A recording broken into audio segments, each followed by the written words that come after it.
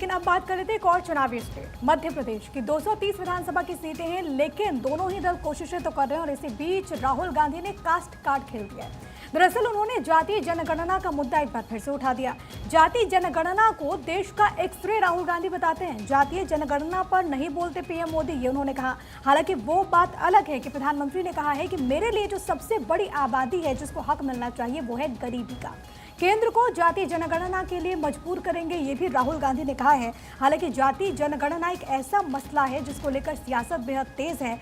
BJP की तरफ से कहा यह जाता है कि दरअसल ध्यान भटकाने का काम किया जाता है। क्यों मंडल कमीशन की रिपोर्ट को ठंडे बस्ते में डाल दिया गया, ये भी सवाल पूछती है बीजेपी। और ये भी सवाल पूछती है कि आखिरकार कांग्रेस ने क्या किया जातीय जनगणना को लेकर के। जिन स्टेट्स में जातीय जनगणना ऑलरेडी हुई है, चाहे आप कर्नाटक की बात कर ले या फिर छत्तीसगढ़ की बात कर ले, तो वो रिपोर्ट सार्वजनिक क्यों नहीं की गई।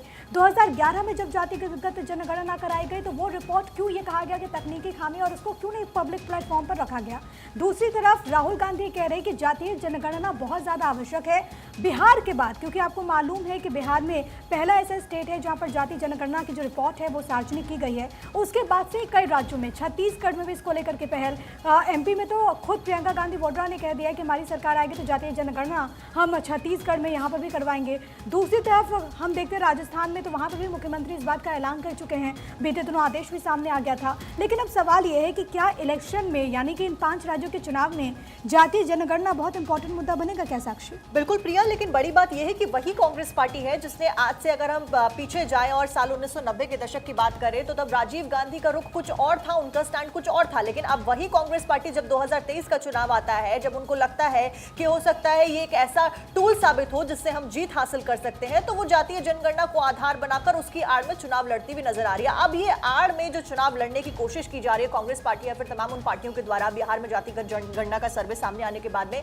ये कितनी फायदेमंद साबित होती है, ये देखने वाली बात होती है। इस बीच राहुल गांधी ने क्या कुछ कहा है वो भी आपको सुनवा देते हैं।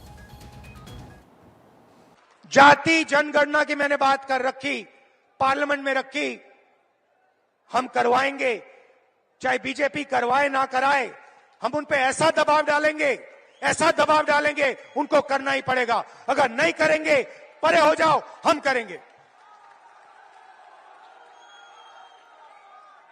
भाई और बहनों, छत्तीसगढ़ की सरकार ने काम शुरू कर दिया, कर्नाटक की सरकार ने काम शुरू कर दिया, राजस्थान की सरकार ने काम शुरू कर दिया।